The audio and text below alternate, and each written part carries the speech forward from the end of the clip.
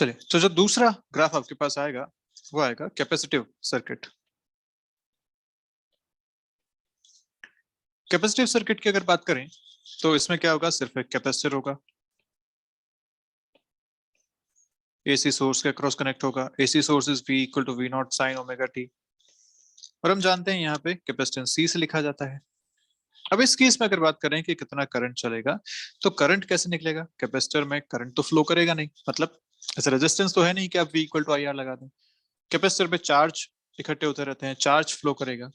तो चार्ज मान लीजिए किसी टाइम पे यहाँ पे Q आ चुका है, यहाँ पे माइनस Q आ चुका है। अब इस केस में अपन बात करते हैं कि कितना करंट आया होगा।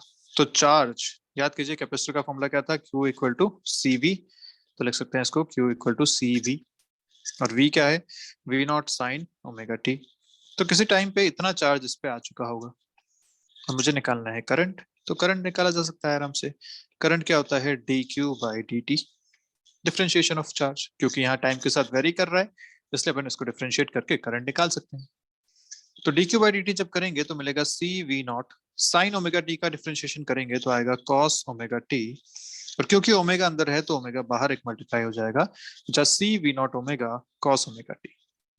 इसको अगर अपन थोड़ा सा चेंज करें तो ढंग से लिख सकते हैं V not into C omega, cos को मुझे साइन में कन्वर्ट करना है तो मैं इसको लिख सकता हूं sine of omega T minus 90 degrees. तो दिक्कत तो नहीं, देख लीजिए एक बार।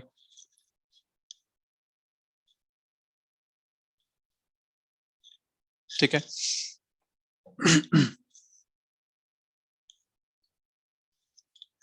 सर इसको अपन उल्टा लिख दिया, 90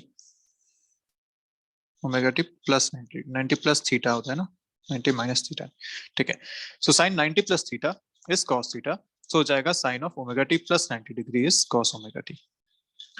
अब थोड़ा सा और इसको मॉडिफाई कर रहा हूं मैं, इसको लिख रहा हूँ V naught by 1 by omega C sine of omega T plus 90 degree. देख लीजिए अभी भी कोई दिक्कत तो नहीं है। जो जो मैंने किया था सब कुछ सामने है।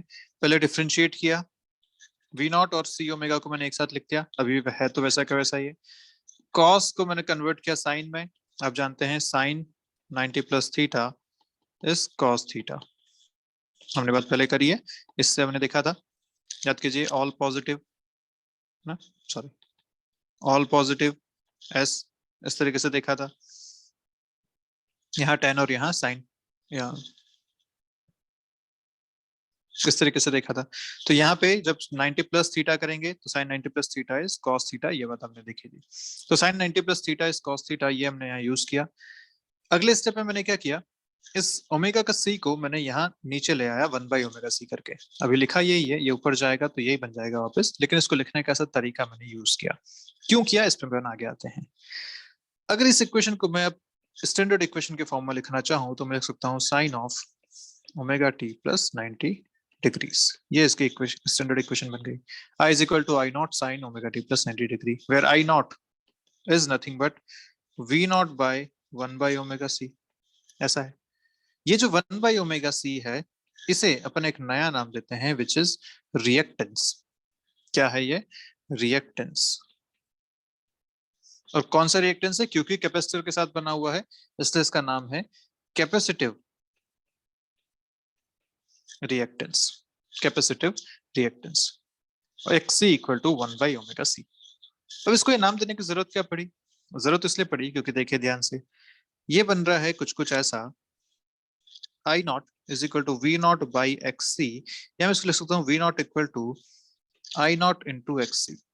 ध्यान से देखो तो ये कुछ कुछ बन रहा है ऐसा जैसा लिखा जाता था V equal to IR, Ohm's law जैसा। तो क्योंकि ये XC इस रेजिस्टेंस की तरह बिहेव कर रहा है, this is not resistance, resistance अपने आप में एक अलग यूनिट है, एक अलग बोल सकते हैं कि एलिमेंट है, ये रेजिस्टेंस की तरह बिहेव कर रहा है, इसीलिए अपन इसको नया नाम दिया विच इज रिएक्टेंस। इसको रेजिस्टेंस नहीं बोला अपन ने, इसको बोला रिएक्टेंस। और क्योंकि कैपेसिटर से बना है इसलिए कैपेसिटिव रिएक्टेंस। तो आप यहाँ से अंदाजा लगा सकते हैं इसकी यूनिट क्या होगी, वही जो रेजिस्टेंस की होती है इसकी यूनिट भी हो जाएगी ओम, क्योंकि बिल्कुल V इक्वल टू IR की तरह बिहेव कर रहा है।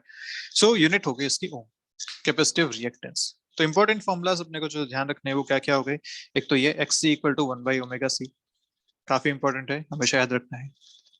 अब अपन आते हैं इसको कंपेयर करने पे। तो फिर से आपके पास दो इक्वेशंस आ चुकी हैं, एक है v की, दूसरी है i की। v क्या है, v naught sine omega t, और यहाँ पे है i not sine omega T plus 90 degrees. अब अगर मैं बात करूं फेज डिफरेंस की, तो क्या बनेगा, यहाँ का फेज है ओमेगा टी, जबकि यहाँ का फेज क्या है, omega T plus 90 degree. Difference अगर देखें तो कितना डिफरेंस है, 90 डिग्री का डिफरेंस है। और आगे कौन है, आगे का मतलब किसका फेज ज्यादा है, किसका फेज बड़ा है, तो ओमेगा टी प्लस 90 डिग्री, इसका फेज ज्यादा है, इसका फेज बड़ा है, और इसका फेज छोटा है।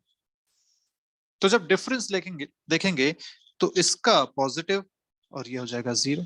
डिफरेंस क्या आएगा, this minus this is 90 degree, और आगे कौन, आगे आई। तो अब जो फेजर डायग्राम आप बनाएंगे इस केस में, वो फेजर डायग्राम कैसा बनेगा, तो हमेशा ध्यान के रखना है आई तो इसी तरफ आएगा, इसमें कोई नेगोशिएशन नहीं है, आई इसी तरफ ही बनाना है हमेशा। और क्योंकि आपने अभी देखा कि आई का फेज ज्यादा है कंपेयर टू वी, तो आई का फेज अगर ज्यादा तो वी से पीछे आना चाहिए, पीछे मतलब वी बनेगा यहाँ पे। दिस इज वीसी, कितना डिफरेंस है, 90 डिग्री का difference. This is the phasor diagram for a capacitive circuit. तो बात समझ में आई, ये वीसी नीचे क्यों आ रहा है, क्योंकि इसका फेज पीछे है, आई में आ रहा है प्लस 90 डिग्री। तो आप अगर यहां से देखेंगे इसको रेफरेंस मान के, तो देखिए प्लस 90 डिग्री आप करेंगे तो आप आई पे पहुंच जाएंगे।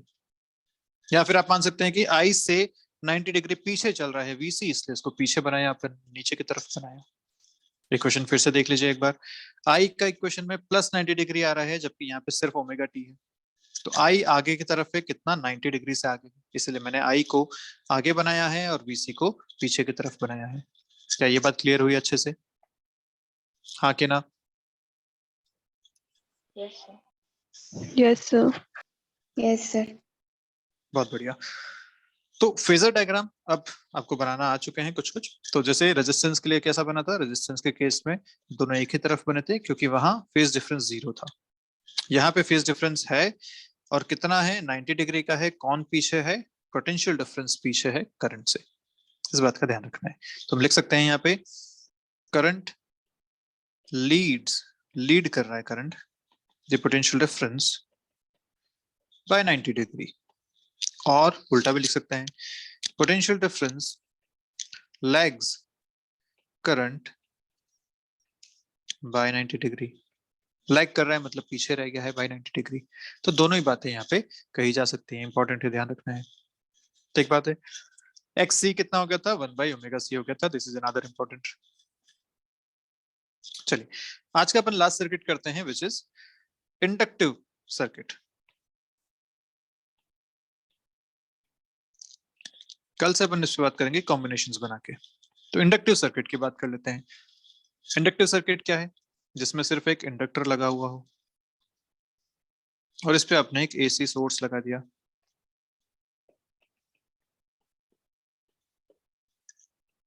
इंडक्टर एल से कर दिया, ठीक है। अब फिर से इसमें करंट की बात अगर बात करें, तो यहाँ पे करंट क्योंकि वेरी कर रहा है, V equal to V naught sine omega T है, यहाँ पे करंट वेरी करेगा। अगर करंट वेरी करता है तो आप जानते हैं कि इंडक्टर या एक सोलेनॉइड से जब करंट वेरी करता है, इंक्रीज या डिक्रीज होता है, तो यहाँ पे एक इंड्यूस्ड ईएमएफ प्रोड्यूस होता है। कुछ कुछ याद आया, कितना होता था इंड्यूस्ड ईएमएफ एक इंडक्टर के लिए, याद करो। उसके लिए अपन लिखा था L is equal to phi into I, sorry उल्टा लिख दिया, phi is equal to L I. मैंने आपको बोला था ये रिलेशन याद करने के लिए। रेजिस्टेंस के लिए V equal to I R, capacitance के लिए Q equal to omega C, sorry capacitor के लिए Q equal to C V, resistance के लिए V equal to I R, और इंडक्टर के लिए phi equal to L I. ये सारी बातें तीनों जो फॉर्मूला है अपने को ध्यान रखने हैं। तो phi equal to L I से यहाँ पे इंड्यूस्ड ईएमएफ जब डिफरेंशिएट करके आता था तो आता था L D I by D T के बराबर, ये आता था आपका इंड्यूस्ड ईएमएफ। तो अगर यहाँ इंड्यूस्ड ईएमएफ इस पे आ रहा है तो this induced EMF should be equal to the potential difference, क्योंकि दोनों एक ही साथ कनेक्शन में है। तो अगर यहाँ लिखेंगे this induced EMF should be equal to V, या L di by dt should be equal to V naught sin omega t। अब मुझे यहां से निकालना है I, तो आई कैसे आएगा, तो D I is equal to V naught by L sine omega T into D T. करते हैं इंटीग्रेट। इंटीग्रेट जैसे ही करेंगे तो यहाँ तो आ जाएगा आई, और यहाँ से क्या आएगा देखो, V naught by L, sine का इंटीग्रेशन होता है माइनस कॉस, तो हो जाएगा माइनस कॉस ओमेगा टी, और क्योंकि ओमेगा भी साथ में है तो ओमेगा नीचे आ गया यहाँ पे। This is the integration. I is equal to V naught by omega L, अंदर आ रहा है आपके पास माइनस कॉस थीटा। अगर साइन में इसको मुझे कन्वर्ट करना है तो cos theta is equal to sine of 90 minus theta होता है। अगर ये माइनस कॉस करना है तो माइनस कॉस थीटा इज, अंदर एक माइनस मल्टीप्लाई कर दीजिए, sine of theta minus 90 degree हो जाएगा ये बन गया। तो sine of theta minus 90 degree, इसको लिखा सकता है sine of omega T minus 90 degrees. ध्यान से देखें तो ये आपके पास फिर से वैसा ही बन गया, this is X L sine of omega T minus 90 degree, या I is equal to I naught sine of omega T minus 90 degrees. ये आपके पास फिर से रिलेशन बन गया। यहाँ पे एक्स एल क्या है, x L is omega into L.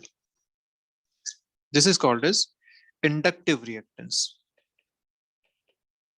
वो था कैपेसिटिव रिएक्टेंस, रिएक्टेंस, ठीक है। और इसकी यूनिट क्या हो जाएगी, इसकी यूनिट भी हो जाएगी ओम्स। तो रेजिस्टेंस और रिएक्टेंस दोनों की यूनिट होती है ओम। रिएक्टेंस दो टाइप के हो गए, एक कैपेसिटिव 1 बाई ओमेगा सी, एक inductive which is omega L, ठीक है। अगर यहाँ पे अपन बात करें तो आपने लिखा था v equal to V naught sine omega T. इस बार अगर फेज डिफरेंस की बात करें तो देखो यहाँ ओमेगा टी है और यहाँ ओमेगा टी माइनस 90 डिग्री है। इस बार आई 90 डिग्री से पीछे चल रहा है, तो ठीक है बना देते हैं डायग्राम जल्दी से। आई को तो यहीं बनाना है हमेशा, उसमें कोई चेंजेस नहीं होने वाले, आई यहीं आएगा।